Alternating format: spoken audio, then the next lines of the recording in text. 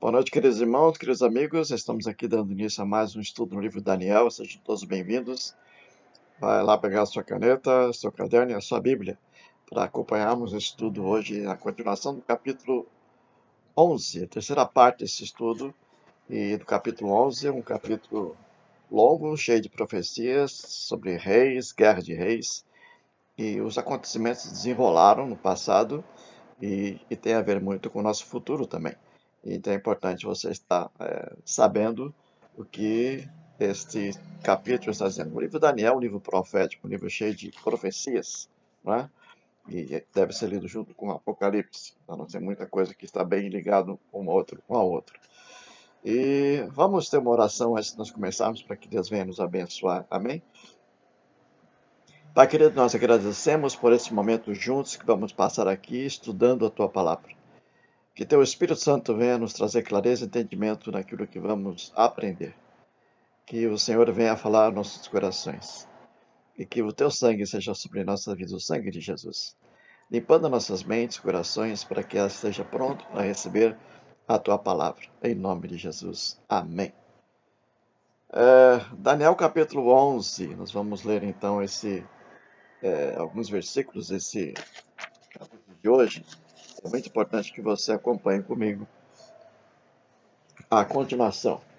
Nós vimos aqui na semana passada, versículos 5 e 6, sobre o rei do sul, o rei do norte, as alianças que eles fariam e tudo mais.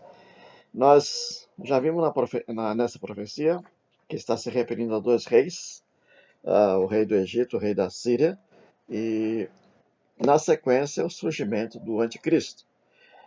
No versículo 5 e 6 nós vimos que o Egito estava sendo governado por Antíoco II e a Síria por Ptolomeu II.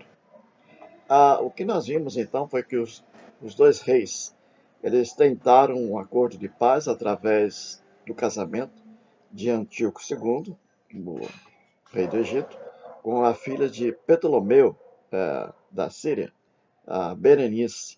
Isso que nós vimos no estudo passado. O acordo que foi feito não deu certo, e logo após a morte de Ptolomeu II, o rei da Síria, então, Antíoco II, ele se divorcia de Berenice e volta para sua esposa, a Laodice. Então, ele reata o casamento com ela, onde ele havia se divorciado para fazer esse acordo, né, de paz. Acontece que Laodice, por sua vez, envenena Berenice e o seu filho, o filho dela. Então, no versículo 6 e 7, nós vamos ver que no 7, mais de um renovo da linhagem dela, um se levantará em seu lugar e avançará contra o exército do rei do norte, e entrará na sua fortaleza e agirá contra eles e prevalecerá. Esses versículos 6 e 7, então, vemos que o filho de Ptolomeu, segundo anos mais tarde, sobe ao trono do Egito. Era aqui o Ptolomeu III. E o Ptolomeu III, rei do Egito, então declarou guerra contra os sírios, então para vingar a morte de Bernice. Então ele declarou guerra contra os Seleucidas para se vingar da morte de Berenice. Mas vamos dar uma avançada um pouco mais para frente, versículo 15, nós vamos notar o seguinte: o rei do norte virá, levantará baluartes, tomará cidades fortificadas, os braços do sul não poderão resistir, nem o seu povo escolhido, pois não haverá força para resistir.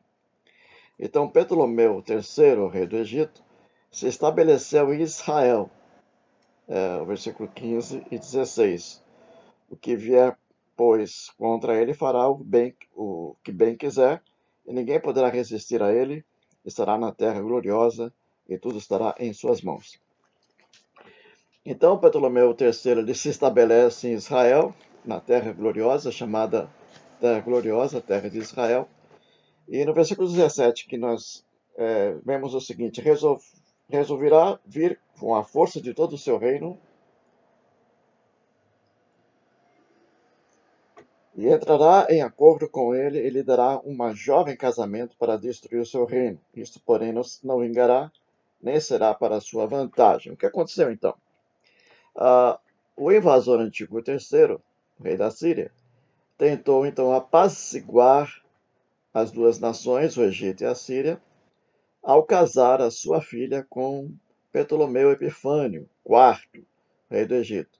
Mas o plano falhou, como diz aqui mesmo nesse versículo, que não foi adiante, não houve acordo, não teve vantagem alguma. No versículo 20, diz que se levantará depois, em lugar dele, um que fará passar um exator pela terra mais gloriosa do seu reino, mas em poucos dias será destruído e será sem batalha. Sem ira, sem batalha. O sucessor, então, Antíoco III, rei da Síria, foi Seleuco IV. E Seleuco IV, então, enviou o Heliodoro para cobrar impostos no templo de Jerusalém, na Terra Gloriosa. Então, o que ele fez? Ele enviou Heliodoro, responsável para colher todos os impostos que entravam na coleta do templo em Jerusalém. No versículo 21, diz que depois se levantará em seu lugar um homem vil, a qual não tinham dado a dignidade real, mas ele virá caladamente e tomará o reino com intrigas. Então, o Seleuco IV foi sucedido por seu irmão Antíoco Epifânio IV, que achou favor junto aos romanos. E com isso, então, no versículo 22, diz que as forças, né, as forças inundantes serão arrasadas de diante dele, serão quebrantadas, como também o príncipe da aliança. A frase que nós encontramos aqui, aqui na versão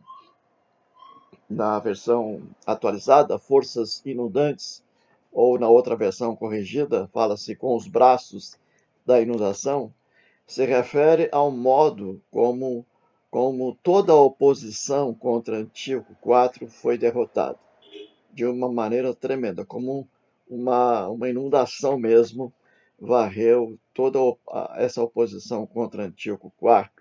Então foi derrotada toda essa oposição contra ele.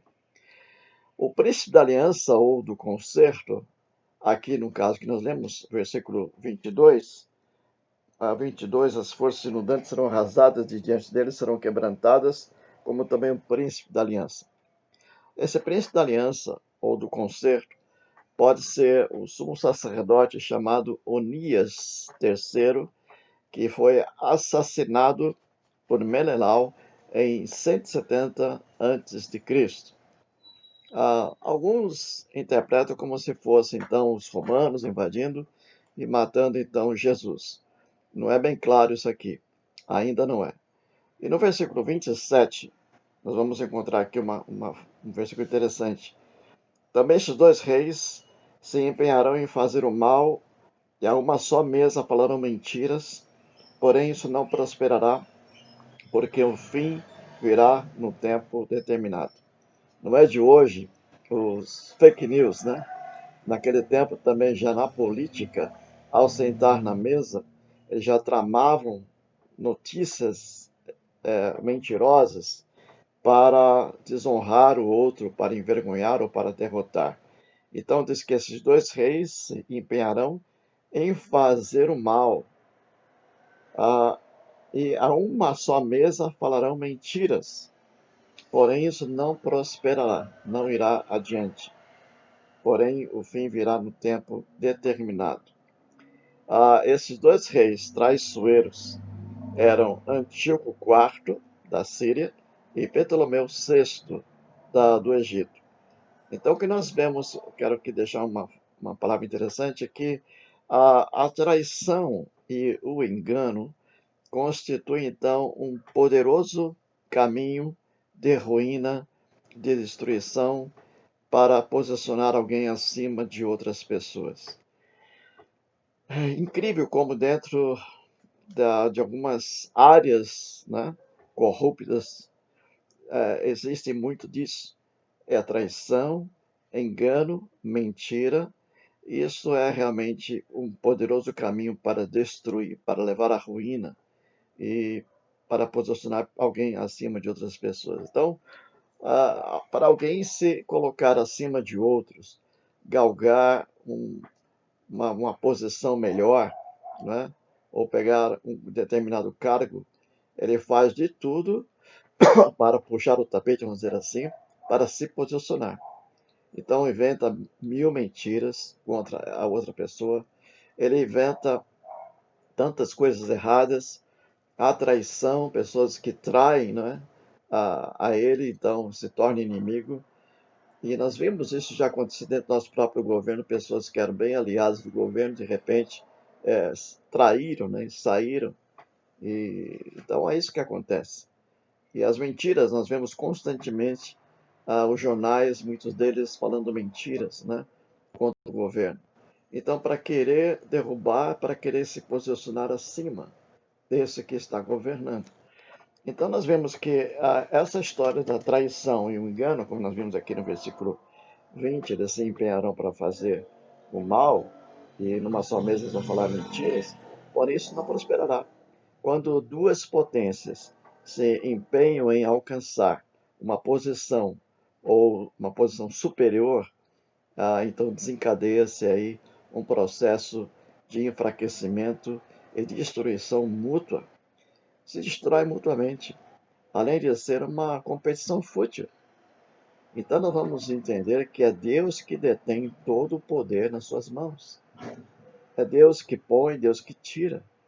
Se hoje temos um homem, como nosso presidente Bolsonaro, foi Deus que colocou ele lá, não é? Então nós temos que honrar, devemos orar, devemos estar realmente trabalhando em prol da paz da nação, orando, não é? Então nós temos que estar juntos, unidos, porque sabemos que é Deus que dá a direção, é Deus que levanta, é Deus que tira. Então Deus tem todo o poder em suas mãos. Quando nós vemos a história dessas profecias desses reis, tudo culminando então para a chegada do anticristo, né?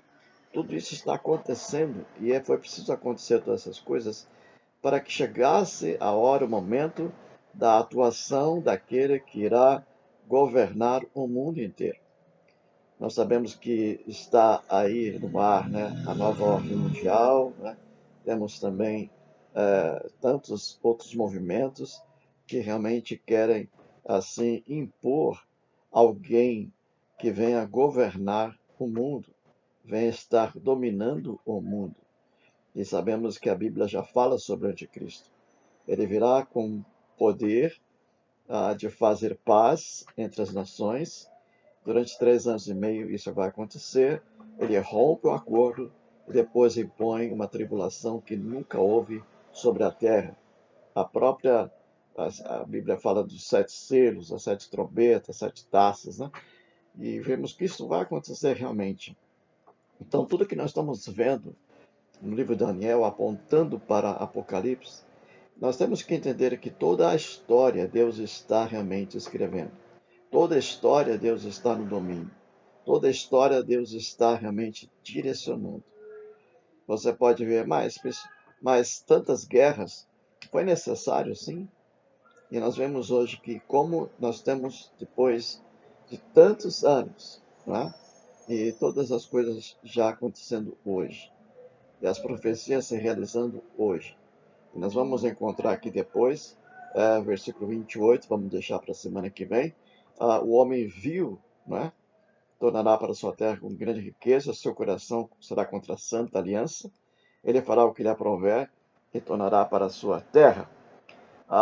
Versículo 31 diz que deles sairão forças que profanarão o santuário, a fortaleza nossa, e tirarão o sacrifício diário, estabelecendo abominação desoladora. Então, isso aqui fica para a próxima semana, esse estudo. Então, o que nós vimos hoje, esses dois reinos, Assírio e Egito, eles trabalhando entre si, guerreando entre si, sem perceberem que Deus estava agindo por detrás para agir poderosamente na nossa história. Que Deus abençoe, que você fique na paz do Senhor, que você esteja no próximo estudo. Em nome de Jesus, um grande abraço para você. Bom fim de semana. Tchau, tchau.